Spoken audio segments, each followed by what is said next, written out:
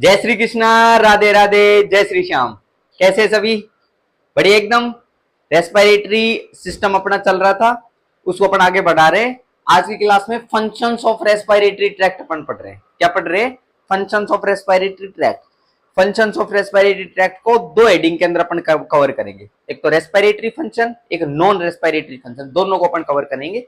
तो पहला जो पॉइंट है that is the respiratory function. Respiratory tract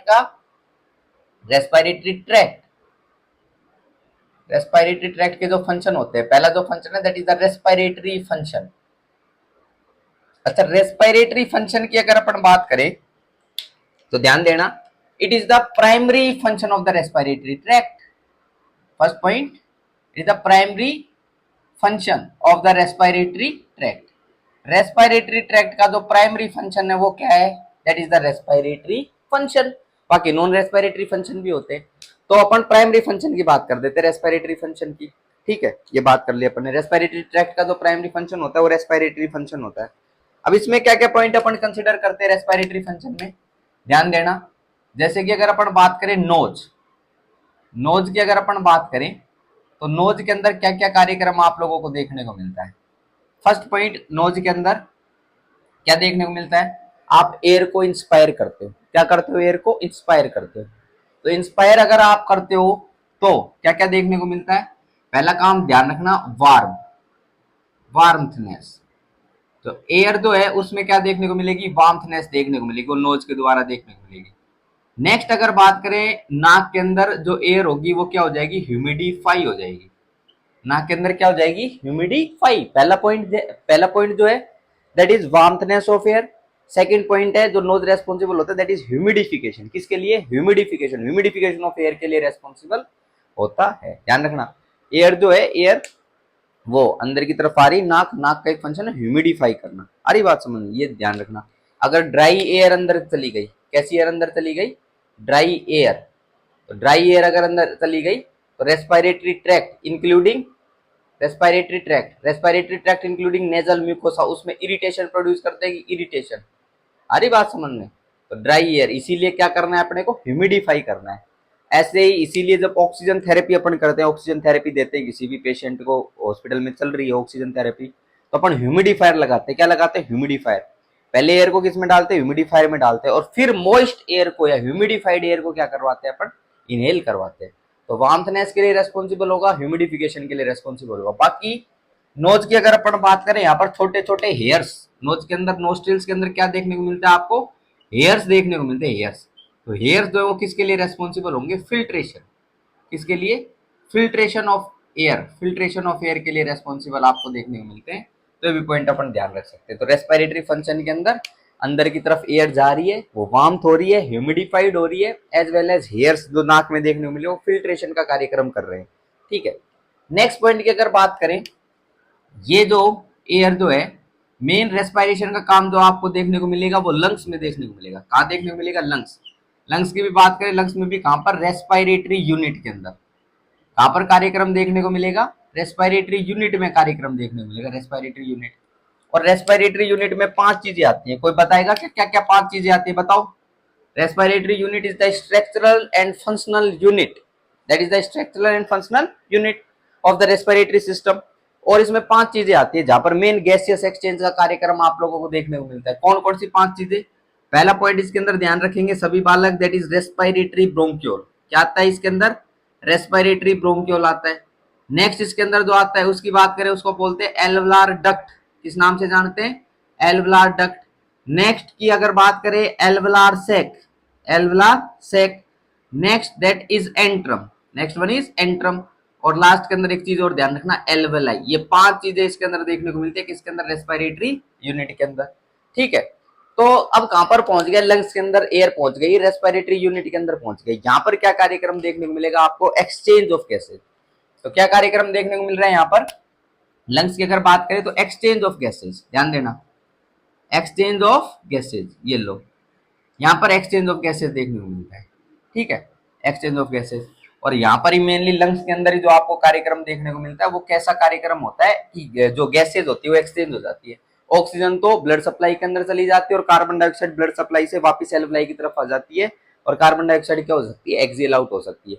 ठीक है। इस प्रकार के रेस्पिरेशन को, जो कि लंग्स और ब्लड के बीच में आपको देखने को मिलता है, इस प्रकार के रेस्पिरेशन को अपन एक्सटर्नल रेस्पिरेशन के नाम से जानते हैं, एक्सटर्नल रेस्पिरेशन। तो ये मैंने लास्ट लेक्चर के अंदर मैंने डिस्कस भी किया है, एक्सटर्नल रेस्पिरेशन और इंटरनल रेस्पिरेशन क्या होते हैं। एक्सटर्नल रेस्पिरेशन की अगर बात करें तो एल्वलाई या लंग्स और पल्मोनरी कैपिलरीज, ब्लड कैपिलरीज, इनके बीच में जो आप लोगों को एक्सचेंज देखने को मिल रहा है, क्या देखने को मिल रहा है, एक्सचेंज, जिसमें ऑक्सीजन जो होगी वो लंग से किधर चली जाएगी, पल्मोनरी कैपिलरीज में चली जाएगी, और CO2 जो होगी वो CO2 पल्मोनरी कैपिलरीज से लंग्स में आ जाएगी। ठीक है, तो ये कार्यक्रम जो देखने को मिलेगा, इसको एक्सटर्नल रेस्पिरेशन के नाम से जानते हैं। तो एक्सटर्नल रेस्पिरेशन यहीं पर देखने को मिलता है। और अगर बात करें इंटरनल रेस्पिरेशन होता है, इंटरनल रेस्पिरेशन आपको कहां देखने को मिलेगा, वो टिश्यू लेवल। और अगर अपन बात करें क्या, first point is tissue and next point is blood. Blood और टिश्यू के बीच में जो एक्सचेंज आपको देखने को मिलता है उसको इंटरनल रेस्पिरेशन के नाम से अपन जानते हैं। लास्ट लेक्चर जो मैंने अपलोड किया है उसके अंदर मैंने पूरा एक्सटर्नल रेस्पिरेशन और इंटरनल रेस्पिरेशन को बिल्कुल डायग्राम के माध्यम से समझा रखा है, तो आप उस लेक्चर को ले सकते हैं। तो पहला फंक्शन था रेस्पिरेटरी फंक्शन, ये डिफरेंट डिफरेंट प्रकार के रेस्पिरेटरी फंक्शन अपन ने इसमें कंसिडर कर लिए। नेक्स्ट जो फंक्शन है, नेक्स्ट जो हेडिंग जो है जिसके अंदर अपन फंक्शंस ऑफ रेस्पिरेटरी ट्रैक्ट को कंप्लीट करने वाले, that is the non respiratory function. तो सेकंड वन, ये मान लो ये ए हेडिंग थी, that is the respiratory function. Next जो हेडिंग है that is the non respiratory function, non respiratory function. अब नॉन रेस्पिरेटरी फंक्शन की बात करें तो रेस्पिरेटरी ट्रैक्ट पढ़ रहे हैं भाई, प्राइमरी फंक्शन की तो बात कर दी अपन ने कि प्राइमरी फंक्शन तो रेस्पिरेशन ही होगा, तो इसके अलावा भी कुछ फंक्शंस होंगे क्या, बिल्कुल फंक्शंस होंगे, वो सारे के सारे किस में डिस्कस करेंगे, नॉन रेस्पिरेटरी फंक्शन में अपन डिस्कस करने वाले। अच्छा, पॉइंट टू पॉइंट अपन चलते हैं। पहले पॉइंट की अगर अपन बात करें तो पहला पॉइंट अपन ध्यान रखेंगे, सभी बालक ध्यान रखेंगे, फर्स्ट पॉइंट इज ऑल्फैक्शन। क्या ध्यान रखेंगे, ऑल्फैक्शन, ऑल्फैक्शन। ऑल्फैक्शन की अगर अपन बात करें तो ऑल्फैक्शन का मतलब होता है स्मेल। क्या होता है, स्मेल। ऑल्फैक्शन का क्या मतलब होता है, स्मेल। तो रेस्पिरेटरी ट्रैक्ट भी किसके लिए रेस्पॉन्सिबल, स्मेल के लिए रेस्पॉन्सिबल है ना, इसका तो है ना। जो मोटू होता है, मोटू वो समोसे देख के हाँ बहुत पतलू बोलता है समोसे, तो ऐसे ऑल्फैक्शन। तो ये किसका फंक्शन है, ये किसका फंक्शन है, ये नॉन रेस्पिरेटरी फंक्शन। भाई गैसियस एक्सचेंज तो होगा ही, लेकिन स्मेल के लिए ऑल्फैक्शन के लिए भी रेस्पॉन्सिबल है, ये पॉइंट अपन ध्यान रखेंगे।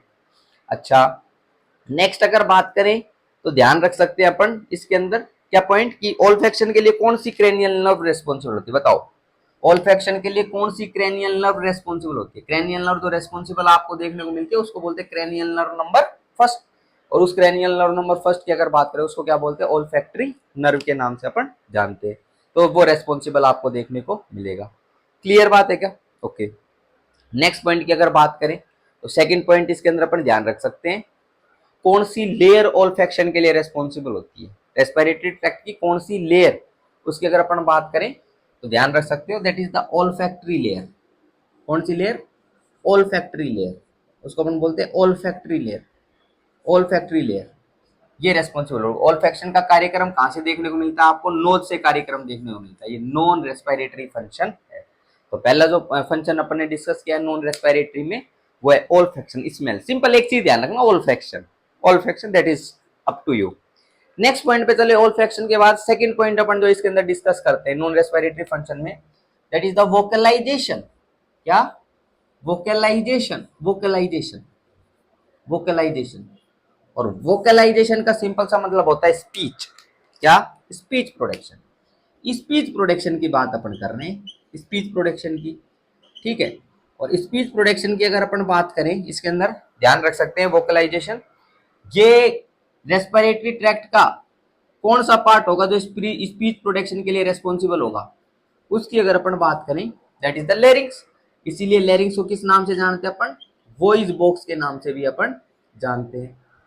तो लेरिंग्स को किस नाम से जानते हैं, किस नाम से जानते हैं, वॉइस बॉक्स के नाम से भी अपन जानते हैं। तो लेरिंग्स अपन पूरा पॉइंट डिस्कस करेंगे, इसमें वोकल कॉर्ड्स आप लोगों को देखने को मिलेगा, म्यूकोसा, वोकल कॉर्ड म्यूकोसा आपको देखने को मिल रहा है ना, तो वहां से क्या हो रहा है, स्पीच का प्रोडक्शन आप लोगों को देखने को मिल रहा है। ये भी अपन क्या करेंगे, पॉइंट डिस्कस करेंगे। तो नॉन रेस्पिरेटरी फंक्शन जो रेस्पिरेटरी ट्रैक का है वो है second function, that is vocalisation. Vocalise का मतलब होता है स्पीच प्रोडक्शन। क्लियर बात है कि स्पीच प्रोडक्शन, क्लियर बात। स्पीच प्रोडक्शन के लिए तो रेस्पॉन्सिबल होता है लेरिंग्स, लेकिन स्पीच के आर्टिकुलेशन, आर्टिकुलेशन जो आपको देखने को मिलता है ना स्पीच का, आर्टिकुलेशन के लिए माउथ जो होता है, माउथ वो रेस्पॉन्सिबल होता है। तो वो भी पॉइंट अपन इसके अंदर कंसीडर कर सकते हैं। ठीक है, थर्ड पॉइंट के ऊपर अपन चलते हैं, नॉन रेस्पिरेटरी फंक्शन में थर्ड फंक्शन। तो थर्ड फंक्शन की अगर अपन बात करें तो third function is filtration. Third function is filtration of air, filtration of air, filtration of air. और फिल्ट्रेशन ऑफ एयर जो आप लोगों को देखने को मिलेगी वो कहां से देखने को मिलेगी, वो देखने को मिलेगी नोज के माध्यम से। कहां से देखने को मिलेगी, नोज, क्योंकि नोज के अंदर छोटे छोटे आपको क्या देखने को मिलते हैं, हेयर्स देखने को मिलते हैं, हेयर्स। तो एयर गई, हेयर एयर किसके माध्यम से फिल्टर होती है, तो वो नोज के माध्यम से होती है। फिल्ट्रेशन ऑफ एयर अपन ध्यान रख सकते हैं। फोर्थ फंक्शन की अगर बात करें, फोर्थ फंक्शन की, that is the protective function. Fourth function is protective function. Respiratory tract का नेक्स्ट जो फंक्शन होता है वो क्या होता है, प्रोटेक्टिव फंक्शन होता है। वो प्रोटेक्शन के लिए रेस्पॉन्सिबल होता है। तो उस प्रोटेक्टिव फंक्शन का एक बार डिस्कशन कर लेते हैं। लेकिन ना प्रोटेक्टिव फंक्शन की अगर अपन बात करें तो अलग अलग पॉइंट अपन इसमें कंसिडर कर सकते हैं। पहला पॉइंट अपन इसमें क्या कंसिडर करेंगे, प्रोटेक्टिव फंक्शन में पहला पॉइंट तो अपन कंसिडर करेंगे, देखो भाई जो भी डस्ट पार्टिकल जो जा रहे हैं, filtration, filtration of dust, dust particle का जो फिल्ट्रेशन आपको देखने को मिलता है वो किसमें देखने को मिलता है, वो अपन बार बार डिस्कस कर रहे हैं नोज के अंदर। ये भी एक प्रोटेक्टिव फंक्शन है कि डस्ट पार्टिकल अंदर की तरफ नहीं जाने चाहिए, प्रोटेक्टिव फंक्शन हो गया। नेक्स्ट अगर बात करें, कुछ डस्ट पार्टिकल या फिर कुछ एंटीजेंस वगैरह हो गए, कुछ माइक्रो ऑर्गेनिज्म हो गए, वो नीचे की तरफ चले भी गए, मतलब ये नेजल हेयर्स वाला पोर्शन आपको देखने को मिल रहा है, इससे नीचे की तरफ चले भी गए तो वो क्या कर लिए जाएंगे, वो म्यूकोसा के द्वारा ट्रैप कर लिए जाएंगे। तो अपन लिख सकते हैं dust particles, dust particles, dust particles और माइक्रो ऑर्गेनिजम्स, और माइक्रो ऑर्गेनिजम्स, डस्ट पार्टिकल्स और micro organisms can be trapped, can be trapped, can be trapped by the nasal mucosa, by the nasal mucosa। nasal mucosa के द्वारा क्या कर लिए जाएंगे, trap कर लिए जाएंगे nasal mucosa। क्योंकि nasal mucosa की अगर बात करें तो ये म्यूकस का प्रोडक्शन हो रहा है, यहाँ से किसका प्रोडक्शन हो रहा है, म्यूकस का। और म्यूकस जो है, म्यूकस स्टिकी मटेरियल है, उसके अंदर जो भी फॉरेन पार्टिकल डस्ट वगैरह जाएगी, स्टिक कर जाएगी। अरे बात समझ लो, ये पॉइंट ध्यान रख सकते हो। तो डस्ट पार्टिकल्स जो है ये माइक्रो ऑर्गेनिजम्स के कारण क्या हो जाते हैं, ये डस्ट पार्टिकल्स या फिर माइक्रो ऑर्गेनिज्म जो है नेजल म्यूकोसा या जो म्यूकस प्रेजेंट है इसके कारण ट्रैप हो जाते हैं। नेक्स्ट पॉइंट के ऊपर अपन चले, इसके अंदर क्या ध्यान रख सकते हैं, that is ciliary, ciliary movement, ciliary movement, ciliary movement भी आपको देखने को मिलता है। चलो इतना तो ठीक है, फिर भी कोई डस्ट पार्टिकल वगैरह माइक्रो ऑर्गेनिजम्स की अगर बात करें या फिर अगर मेनली अगर बात करें कोई एंटीजन डस्ट पार्टिकल हो गया, फॉरेन बॉडी हो गई, वो क्या चली गई, नीचे की तरफ चली गई। जैसे बात कर रहे हैं फॉरेन बॉडी की, किसकी बात कर रहे हैं, फॉरेन बॉडी। फॉरेन बॉडी जो है किधर चली गई, नीचे की तरफ चली गई, ठीक है। लोअर, लोअर रेस्पिरेटरी ट्रैक्ट मतलब इनको क्रॉस करती हुई नीचे की तरफ चली गई। तो क्या चीज देखने को मिलती है आपको, सीलियरी मूवमेंट देखने को मिलती है। सीलियरी मूवमेंट क्या करते हैं, उसको बाहर की तरफ निकाल देंगे। सारे के सारे किस में अपन कंसिडर कर रहे हैं, प्रोटेक्टिव फंक्शन में अपन डिस्कस कर रहे हैं, ठीक है। ये प्रोटेक्टिव फंक्शन हो गया। एम आई क्लियर और नॉट। तो नाक के द्वारा फिल्ट्रेशन आपको देखने को मिल रहा है, नीचे अगर चली गई तो म्यूकोसा में ट्रैप या फिर सीलियरी मूवमेंट आपको देखने को मिलता है। और भी प्रोटेक्टिव फंक्शन की अगर बात करें, फिर भी कार्यक्रम अगर इनसे भी समाप्त नहीं हो रहा तो प्रोटेक्टिव फंक्शन के तौर पर दो अलग अलग टाइप के रिफ्लेक्स भी आपको देखने को मिलते हैं। जैसे कि एक रिफ्लेक्स होता है जिसको अपन बोलते हैं कफ, क्या, कफ रिफ्लेक्स, खांसी आना, ठीक है। कफ रिफ्लेक्स आप लोगों को देखने को मिलता है। एक रिफ्लेक्स जो आपको देखने को मिलता है that is known as sneezing reflex. क्या देखने को मिलता है, स्नीजिंग रिफ्लेक्स। तो कफ रिफ्लेक्स, एक स्नीजिंग रिफ्लेक्स, आप लोगों को ये अलग अलग रिफ्लेक्स देखने को मिलते हैं। कफ रिफ्लेक्स के कारण भी जो अंदर की तरफ फॉरेन बॉडी वगैरह जो है वो बाहर की तरफ आ सकती है। और कफ, कफ और ये स्नीजिंग जो है, जब इरिटेशन आप लोगों को देखने को मिलता है रेस्पिरेटरी ट्रैक्ट का, cough reflex and sneezing reflex, इनकी अगर बात करें कब जनरेट होता है, that is mainly due to the respiratory tract irritation. Respiratory tract में इरिटेशन अगर आप प्रोड्यूस करते हो तो उसके कारण क्या जनरेट होता है, ये रिफ्लेक्स, प्रोटेक्टिव रिफ्लेक्स आप लोगों को देखने को मिलते हैं। जैसे कि आप छोटे बच्चे से जब कार्यक्रम करते थे, क्या कुछ लिया, ठीक है, और उसको क्या कर दिया, नाक के अंदर ऐसे डालते, दूसरे के ऐसे डालते, और तुरंत छींक आने लगे, छी छी ऐसे करने लग जाता है, वो स्नीजिंग रिफ्लेक्स, प्रोटेक्टिव रेस्पॉन्स है, ठीक है। कफ रिफ्लेक्स की भी अपन बात कर सकते हैं। इन दोनों रिफ्लेक्स, कफ रिफ्लेक्स या स्नीजिंग, इन कफ या स्नीजिंग की बात करें तो इनमें कैसे कफ या स्नीजिंग देखने को मिलती है, पहले आप लोगों को देखने को मिलती है डीप इंस्पायरेशन देखने को मिलता है। जैसे कफ करने वाले हो, खांसी करने वाले हो, पहले क्या देखने को मिलता है, डीप इंस्पायरेशन, ठीक है। जो ग्लोटिस वाला पोर्शन है वो क्या है, क्लोज है, ठीक है। और फिर आप लोगों को फोर्सफुल एक्सपल्सन ऑफ एयर क्या देखने को मिलेगा, फोर्सफुल एक्सपल्सन ऑफ एयर, और ग्लोटिस जो होते हैं वो क्या हो जाते हैं, ओपन हो जाते हैं, तो ऐसे। और फोर्सफुल एक्सपल्सन ऑफ एयर कहां से, माउथ से आपको देखने को मिलेगा, उसको अपन क्या बोलते हैं, कफ बोलते हैं। स्नीजिंग में भी सेम चीज, पहले तो स्नीजिंग की अगर बात करें, स्नीजिंग का मैकेनिज्म, पहले तो आप डीप इंस्पायर करोगे, क्या करोगे, डीप इंस्पायर करोगे, और डीप इंस्पायर करने के बाद आप क्या करोगे, फोर्सफुली बाहर की तरफ निकालोगे एयर को, तो वो क्या हो गया, वो स्नीजिंग रिफ्लेक्स हो गया। तो कफ रिफ्लेक्स और स्नीजिंग रिफ्लेक्स आप लोगों को दोनों प्रोटेक्टिव से रेस्पॉन्स या प्रोटेक्टिव फंक्शन अपन डिस्कस कर सकते हैं किसके, रेस्पिरेटरी ट्रैक्ट के, ये आप लोगों को इधर देखने को मिलते हैं, ठीक है क्या। नेक्स्ट पॉइंट के ऊपर अपन चलते हैं। फिफ्थ फंक्शन अपन डिस्कस कर रहे हैं, that is defence. Defence, defence किसके लिए रेस्पॉन्सिबल है, डिफेंस के लिए रेस्पॉन्सिबल है, डिफेंस के लिए, ठीक है। डिफेंस, तो डिफेंस की अगर अपन बात करें तो रेस्पिरेटरी ट्रैक्ट में भी डिफेंस की जरूरत पड़ती है, बिल्कुल डिफेंस की जरूरत पड़ती है ना। ऐसा जरूरी नहीं है कि सीमा के ऊपर ही जरूरत पड़ती है डिफेंस की, वहां पर आर्मी लगा रखी है, पाकिस्तान वाले इधर फायर करेंगे, इंडिया वाले फायर करेंगे, और पाकिस्तान वाले तमाम झट ऐसे हो जाएगा, डिस्ट्रॉय कर देंगे ना। अभी कर भी आए थोड़े दिन पहले कार्यक्रम सेट इंडिया वाले, है ना। तो ऐसे ये डिफेंस की अगर बात करें, इधर भी डिफेंस है तो इधर भी डिफेंस है, तो उस डिफेंस की एक बार बात कर लेते हैं अपन। डिफेंस की अगर अपन बात करें, यहाँ पर डिफरेंट डिफरेंट टाइप की सेल्स आप लोगों को देखने को मिलती है। जैसे कि अगर बात करें न्यूट्रोफिल्स, क्या देखने को मिलती है, न्यूट्रोफिल्स, न्यूट्रोफिल्स, न्यूट्रोफिल्स, न्यूट्रोफिल्स की अगर अपन बात करें तो ये न्यूट्रोफिल्स क्या करेंगी, फैगोसाइटोसिस के लिए रेस्पॉन्सिबल होंगी, क्या, phagocytosis, phagocytosis of bacteria, phagocytosis of bacteria के लिए जो रेस्पॉन्सिबल देखने को मिलेंगी वो क्या होंगी, ये न्यूट्रोफिल्स, ठीक है। बाकी डिफेंस के लिए डिफरेंट डिफरेंट सेल्स आप लोगों को इधर देखने को मिलती है। नेक्स्ट अगर जैसे बात करें यहाँ पर और क्या पॉइंट अपन डिस्कस कर सकते हैं, macrophages are there, macrophages, macrophages, macrophages, और जो मैक्रोफेजेस आप लोगों को देखने को मिलती है उनको डस्ट सेल के नाम से जानते हैं, या फिर एल्वुलार मैक्रोफेजेस के नाम से जानते हैं, किस नाम से, एल्वुलार मैक्रोफेजेस के नाम से जानते हैं, एल्वुलार मैक्रोफेजेस। ये एल्वुलार मैक्रोफेजेस या डस्ट सेल क्या करेंगी, ये भी जो भी बैक्टीरिया वगैरह आपको देखने को मिलेगा, बैक्टीरिया उसका क्या कर देगी, फैगोसाइटोज कर देगी, और फैगोसाइटोज करने के बाद क्या कर देंगी, उसको किल कर देंगी, ठीक है।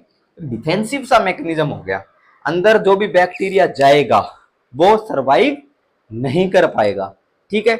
जैसे भारत की सीमा के अंदर घुसने की कोशिश करी, कर दिया ना तबाह, ऐसे ही तो ऐसे ही अपने डिफेंस के अंदर कोई आएगा तो तुरंत कार्यक्रम, कौन कौन सी सेल्स, न्यूट्रोफिल्स हो गई, मैक्रोफेजेस, ये आ रही बात समझ में। वैसे जैसे वो ड्रोन्स आ रहे थे ना, ड्रोन्स उसको मार गिराया था, धड़ धड़ धड़, ऐसे ये कार्यक्रम कर रहा है अपना, ठीक है। तो ये डिफेंस की बात करें, फैगोसाइटोसिस ऑफ बैक्टीरिया, ये मैक्रोफेजेस, ध्यान रखना ये। अच्छा नेक्स्ट पॉइंट के ऊपर अपन चलें, इसके अंदर और क्या पॉइंट अपन कंसिडर कर सकते हैं डिफेंस के अंदर, कि और भी आपको स्पेशल टाइप की सेल्स आपको देखने को मिलती है। जैसे कि अगर बात करें यहाँ पर डेंड्राइटिक सेल्स आपको देखने को मिलती है, कौन सी cells, dendritic cells are there, dendritic cells, and dendritic cells are the antigen presenting cell, कौन सी सेल है ये, एंटीजन प्रेजेंटिंग सेल है, antigen presenting cell. Dendritic cells हो गई जो कि एंटीजन प्रेजेंटिंग सेल है, वो आपको देखने को मिलती है। सारी की सारी सेल्स जो हैं वो डिफेंस के लिए रेस्पॉन्सिबल आपको देखने को मिलती है। बाकी ये जो आपको देखने को मिल रहा है एपिथेलियल लाइनिंग, क्या, एपिथेलियल लाइनिंग, एपिथेलियल लाइनिंग, कौन सी एपिथेलियल लाइनिंग की बात कर रहा हूं मैं, epithelial lining of respiratory tract, उसकी बात कर रहा हूं। वहां से क्या चीज निकलती है, वहां से डिफेंसिन्स निकलते हैं, क्या निकलते हैं, डिफेंसिन्स निकलते हैं, डिफेंसिन्स, और ये डिफेंसिन्स जो होते हैं इम्यून रेस्पॉन्स के लिए रेस्पॉन्सिबल होते हैं। तो ये भी पॉइंट अपन क्या कर सकते हैं, इसके अंदर ध्यान रख सकते हैं, ठीक है। तो डिफेंसिन्स निकले वो इम्यून रेस्पॉन्स के लिए क्या रहते हैं, रेस्पॉन्सिबल रहते हैं। तो this is the defence defensive function, किसका फंक्शन, डिफेंसिव फंक्शन आप लोगों को देखने को मिलता है किसका, रेस्पिरेटरी ट्रैक्ट का, and it is considered in the non respiratory function. अलग अलग पॉइंट अपन इसके अंदर डिस्कस कर लिए। तीसरा पॉइंट फिल्ट्रेशन ऑफ एयर था, फिर प्रोटेक्टिव फंक्शन, और फिर डिफेंसिव फंक्शन अपन ने इसके अंदर डिस्कस करे। डिफरेंट डिफरेंट टाइप्स की अपन ने क्या करी इधर सेल्स डिस्कस कर लिए हैं जो कि क्या करेंगे, डिफेंस के लिए रेस्पॉन्सिबल रहेंगे। ओके नेक्स्ट पॉइंट के ऊपर अपन चलते हैं। इसके बाद नेक्स्ट पॉइंट अपन इसके अंदर क्या कंसीडर कर सकते हैं, 6.6 फंक्शन, 6 नॉन रेस्पिरेटरी फंक्शन। इसकी अगर अपन बात करें तो ध्यान रखेंगे सभी बालक, that is maintain, maintain water balance, six function is maintain water balance. Water balance को मेंटेन करता है। क्या करता है? वाटर बैलेंस को मेंटेन। कैसे वाटर बैलेंस को? भाई अगर अपन बात करें तो जब एक्सेल आउट करते हो, क्या करते हो? एक्सपायर करते हो, एक्सेल करते हो। तो एक्सेल के टाइम पर H2O का लॉस आपको देखने को मिलता है। किसका लॉस देखने को मिलता है? H2O का लॉस आपको देखने को मिलता है। तो एक्सेल एक्सपायर करा, वो H2O का लॉस आपको देखने को मिलता है। बहुत इनसेंसिबल लॉसेज आपको देखने को मिलते हैं, बहुत कम आप लोगों को देखने को मिलते हैं ना। तो ये H2O का लॉस आपको देखने को मिलता है, और ये H2O का लॉस देखने को मिल रहा है, किस लिए रेस्पॉन्सिबल है? वाटर बैलेंस के लिए रेस्पॉन्सिबल है। ठीक है, नेक्स्ट पॉइंट के ऊपर अपन चले। सेवंथ पॉइंट की अगर बात करें, seventh point is maintain maintain maintain heat balance, या मेंटेन टेम्परेचर बैलेंस लिख सकते हैं। Maintain temperature balance, temperature balance को बनाता है। कैसे? जब एक्सेल कर रहे हैं, जब क्या कर रहे हैं?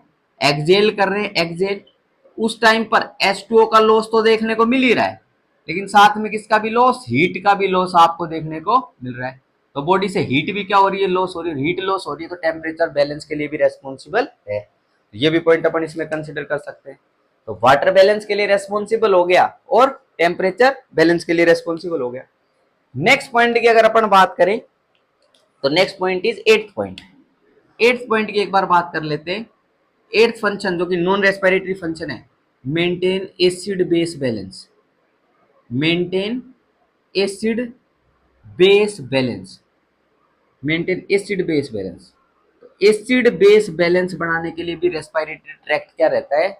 आपका रेस्पॉन्सिबल रहता है, एसिड बेस बैलेंस। अच्छा, एसिड बेस बैलेंस की अगर बात करें तो एक बार पॉइंट समझना। क्या पॉइंट समझना भाई? जैसे कि ब्लड के अंदर, किसकी बात कर रहा हूं? ब्लड के अंदर, ब्लड की एक बार बात कर लेता हूं।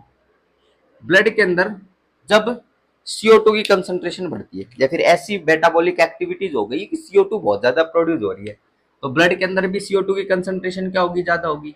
अब ये CO2 जो है किसके साथ कंबाइन करेगा? ये H2O के साथ कंबाइन करेगा, और CO2 H2O के साथ कंबाइन करने के बाद किसका निर्माण कर देगा? ये कार्बोनिक एसिड का निर्माण कर देगा, कार्बोनिक एसिड का। और ये H2CO3 बना है, ये किस एंजाइम की प्रेजेंस में बनेगा? एक एंजाइम की यहाँ पर जरूरत पड़ेगी, उस एंजाइम को बोल देंगे कार्बोनिक एनहाइड्रेज। क्या नाम है इस एंजाइम का? Carbonic anhydrase. कार्बोनिक एनहाइड्रेज की मदद से ये आपको देखने को मिलता है। अब H2CO3 जो है वो अनस्टेबल है, that is not stable. H2CO3 जो है ये दो चीजों के अंदर डिसोसिएट कर जाएगा अगर अनस्टेबल है तो, एक तो H प्लस के अंदर और एक किसके अंदर? HCO3 माइनस के अंदर। एक तो H प्लस के अंदर और एक HCO3 माइनस के अंदर।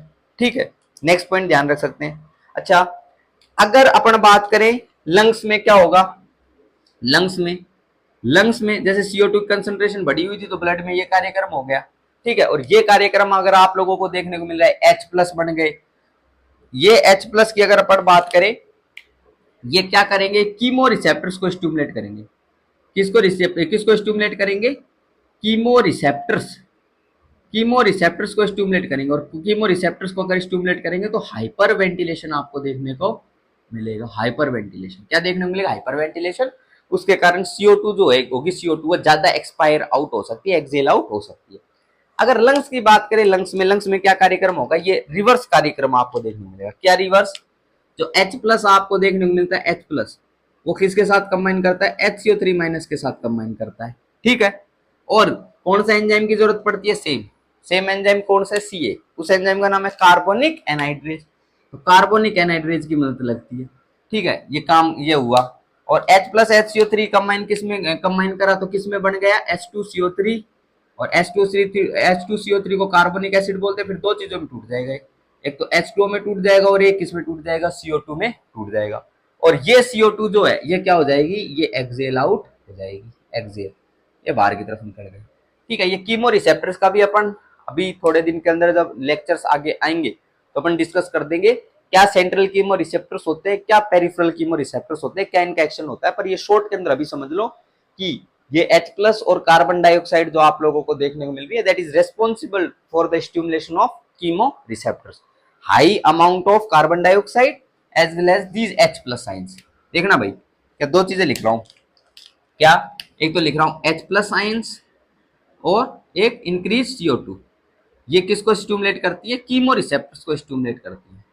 अपन ज्यादा स्पेसिफिक बाद में हो जाएंगे, कौन क्या चीज को स्टिमुलेट कर रहा है, कैसे हो रहा है, क्यों हो रहा है, वो सब अपन बाद में डिस्कस कर लेंगे। पर ये ध्यान रखेंगे कीमो रिसेप्टर्स को क्या करते हैं? स्टिमुलेट करते हैं, जिसके कारण क्या डेवलप होता है? हाइपर वेंटिलेशन डेवलप होता है। और हाइपर वेंटिलेशन की अगर बात करें तो हाइपर वेंटिलेशन के अंदर जो अंदर की तरफ CO2 एक्यूमुलेट हो रही है वो क्या रहेगी? वो ज्यादा बाहर की तरफ एक्सेल आउट होएगी, इसके अंदर बाहर की तरफ सांसें निकलेंगी। तो ये हाइपर वेंटिलेशन हो गया। नेक्स्ट पॉइंट की अगर बात करें अपन, नेक्स्ट फंक्शन की अगर बात करें, एसिड बेस बैलेंस हो गया। क्योंकि एसिड बेस बैलेंस कैसे? क्योंकि जब बॉडी के अंदर क्या CO2 की कंसंट्रेशन बढ़ रही थी, CO2 की कंसंट्रेशन कब बढ़ रही थी? जब बॉडी के अंदर क्या था? एसिडोसिस की कंडीशन थी। कैसी कंडीशन थी? एसिडोसिस। अरे भाई जब बॉडी के अंदर एसिडोसिस की कंडीशन होगी तो H+ आयंस भी बढ़ेंगे और CO2 की कंसंट्रेशन भी बढ़ेगी। तो ये CO2 को बॉडी क्या करेगी? एज ए कंपनसेटरी मैकेनिज्म ज्यादा बाहर निकाल देगी। तो एसिडोसिस कंडीशन में, और एल्कलोसिस की कंडीशन के अंदर उल्टा करती है कि CO2 को बॉडी क्या करने लग जाती है? प्रिजर्व करने लग जाती है एज ए कंपनसेटरी रिस्पॉन्स। ये पॉइंट अपन ध्यान रखेंगे। एसिडोसिस के अंदर एसिडिक एनवायरनमेंट ज्यादा होगा बॉडी का, जिसमें H+ आयन की कंसंट्रेशन बढ़ रही है, CO2 की कंसंट्रेशन बढ़ रही है। एल्कलोसिस की अगर बात करें उसमें एल्कलाइन मीडियम ज्यादा होगा बॉडी में, जिसमें CO2 की कंसंट्रेशन क्या हो जाएगी? कम हो जाएगी। और ये जो HCO3- जो देखने को मिल रहा है, इसकी कंसंट्रेशन क्या हो जाएगी? बढ़ जाएगी। ये पॉइंट अपन डिस्कस कर सकते हैं। नेक्स्ट पॉइंट के ऊपर अपन चलें इसके अंदर, और अपन क्या इसका फंक्शन डिस्कस कर सकते हैं? Non respiratory function. तो नॉन रेस्पिरेटरी फंक्शन की अगर बात करें, ninth one is anti coagulant function. Anti coagulant, anti coagulant function, anti coagulant function. अरे एंटी कोगुलेंट फंक्शन की बात अगर करें तो एंटी कोगुलेंट फंक्शन कैसे? क्योंकि रेस्पिरेटरी ट्रैक्ट की अगर अपन बात करें तो यहाँ पर आप लोगों को एक स्पेशल टाइप की सेल्स, जैसे लंग्स की बात करें, लंग्स में एक स्पेशल टाइप की सेल आपको नजर आती है। और वो जो स्पेशल टाइप की सेल जो, उसको अपन किस नाम से जानते हैं? मास्ट सेल के नाम से जानते हैं। और मास्ट सेल जो है वो किसका सिक्रीशन करती है? वो हिपेरिन का सिक्रीशन करती है। किसका सिक्रीशन? हिपेरिन। हिस्टामिन वगैरह का सिक्रीशन कर रही है, लेकिन एंटी कोगुलेंट जो है इसके ऊपर कर रहे हैं तो किसका सिक्रीशन करती है? यहाँ से हिपेरिन का भी सिक्रीशन करती है। और हिपेरिन का अगर सिक्रीशन कर रही है तो क्या है? एंटी कोगुलेंट इफेक्ट रहेगा। और अगर अपन बात करें एंटी कोगुलेंट का मतलब, जो क्लोटिंग आप लोगों को देखने को मिलती है, वेस्कुलर कोगुलेशन होता है, उसको क्या करेगा? प्रिवेंट करेगा। तो ये पॉइंट अपन इसके अंदर कंसिडर कर सकते हैं, क्लोटिंग को नहीं होने देगा। 10th पॉइंट के ऊपर चले, नॉन रेस्पिरेटरी फंक्शन में 10th पॉइंट, तो ध्यान रखना 10th फंक्शन क्या है? That is the secretion of S, secretion of S. तो 10th जो फंक्शन इसका देखने को मिलता है वो क्या देखने को मिलता है? That is the secretion of S. S की अगर अपन बात करें तो इसको किस नाम से जानते हैं? एस को अपन जानते हैं एंजियोटेंसिन कन्वर्टेज एंजाइम। किस नाम से जानते हैं? एंजियोटेंसिन कन्वर्टेज एंजाइम के नाम से अपन जानते हैं। अच्छा, ये एंजियोटेंसिन कन्वर्टेज एंजाइम कहां से सिक्रीट हो रहा है? सुना जाए ध्यानपूर्वक। It is secreted, it is secreted, it is secreted. कहां से सिक्रीट हो रहा है? It is secreted from endothelial cells. कहां से? Endothelial cells, endothelial cells. Endothelial cells किसकी? Endothelial cells of pulmonary capillaries, pulmonary capillaries की endothelial cells. It is secreted from endothelial cells of pulmonary capillaries. वहां से ये क्या हो रहा है? सिक्रीट हो रहा है। और ये क्या काम करता है? सुन लेना ध्यानपूर्वक बात, कान खोल के सुन लो। एंजियोटेंसिन फर्स्ट, एंजियोटेंसिन फर्स्ट जो है वो एंजियोटेंसिन सेकंड के अंदर कन्वर्ट होता है लंग्स के अंदर। एंजियोटेंसिन फर्स्ट एंजियोटेंसिन सेकंड के अंदर कन्वर्ट होता है लंग्स के अंदर। किस एंजाइम की प्रेजेंस में होता है? हमेशा ध्यान रखना, एंजियोटेंसिन कन्वर्टेज एंजाइम। कौन सा एंजाइम? एंजियोटेंसिन कन्वर्टेज एंजाइम की मदद से होता है। और ये एंजियोटेंसिन सेकंड की अगर अपन बात करें, ये ब्लड वेसल के ऊपर काम करता है, ब्लड वेसल पे। और ब्लड वेसल में क्या करवाता है? वैसो कॉन्स्ट्रिक्शन करवाता है। क्या करवाता है? वैसो कॉन्स्ट्रिक्शन करवाने के लिए रेस्पॉन्सिबल है ये। और अगर अपन बात करें एंजियोटेंसिन सेकंड कहां पर काम करता है? ये काम करता है एड्रेनल कोर्टेक्स पे। और एड्रेनल कोर्टेक्स से किसके सिक्रीशन को करवाता है? एल्डोस्टेरोन के सिक्रीशन के लिए रेस्पॉन्सिबल होता है। वैसो कॉन्स्ट्रिक्शन कर रहा है, एल्डोस्टेरोन का सिक्रीशन कर रहा है। तो अगर अपन बात करें ईसीएफ की वॉल्यूम, किसकी? एक्स्ट्रा सेलुलर फ्लूइड वॉल्यूम या फिर ब्लड वॉल्यूम को मेंटेन करेगा और बीपी को रेगुलेट करने के लिए रेस्पॉन्सिबल आपको देखने को मिलता है। क्लियर बात? तो एस का सिक्रीशन कहां से? यहीं से आपको देखने को मिलता है। ये सारा पॉइंट अपन किस में डिस्कस करते हैं? रास में डिस्कस करते हैं, रेनिन एंजियोटेंसिन एल्डोस्टेरोन सिस्टम में अपन डिस्कस करते हैं। तो वहीं पर अपन ये सारी पॉइंट डिस्कस करते हैं। तो ये 10th पॉइंट हो गया। ठीक है, नेक्स्ट अगर अपन बात करें इसके बाद लास्ट पॉइंट एक और अपन डिस्कस कर लेते हैं इसके अंदर, that is secretion of hormones. इधर लिख देता हूं, okay 11th point, secretion of hormones, secretion of hormones, secretion of hormones, ये लास्ट पॉइंट अपन डिस्कस कर रहे हैं, secretion of hormones. Different different types के हार्मोन्स आप लोगों को यहाँ से सिक्रीट होते हुए नजर आते हैं। जैसे कि अगर बात करें कौन कौन से हार्मोन्स अपन कंसिडर कर सकते हैं, तो ध्यान रखना एसिटाइलकोलिन, क्या ध्यान रखते हो, एसिटाइलकोलिन हो गया, नेक्स्ट सीरोटोनिन हो गया, क्या हो गया सीरोटोनिन, और लास्ट के अंदर प्रोस्टाग्लैंडिन्स, इनका क्या सिक्रीशन आपको देखने को मिलता है, रेस्पिरेटरी ट्रैक्ट से सिक्रीशन आपको देखने को मिलता है। तो 10-11 इसके क्या हो गए, इसके फंक्शंस हो गए। तो फंक्शंस ऑफ रेस्पिरेटरी ट्रैक्ट को दो हेडिंग में कवर किया है, रेस्पिरेटरी फंक्शन जो कि प्राइमरी फंक्शन है गैसियस एक्सचेंज, ठीक है, और non respiratory function, non respiratory function जो है वो सारे के सारे सेकेंडरी फंक्शन में कंसिडर करते हैं, जैसे ओल्फैक्शन हो गया, वोकलाइजेशन हो गया स्पीच प्रोडक्शन के लिए, filtration of air, protective function discuss कर दिया, डिफेंस डिस्कस कर दिया, वाटर बैलेंस डिस्कस करा, हीट या temperature balance, acid base balance, anticoagulant, और लास्ट के अंदर secretion of angiotensin convertase enzyme, ये रास से कनेक्टेड होगा फिर, और कुछ हार्मोन्स का सिक्रीशन आपको देखने को यहाँ से मिलता है। तो आज की क्लास को अपन यही समाप्त करते हैं। Thank you so much for the class.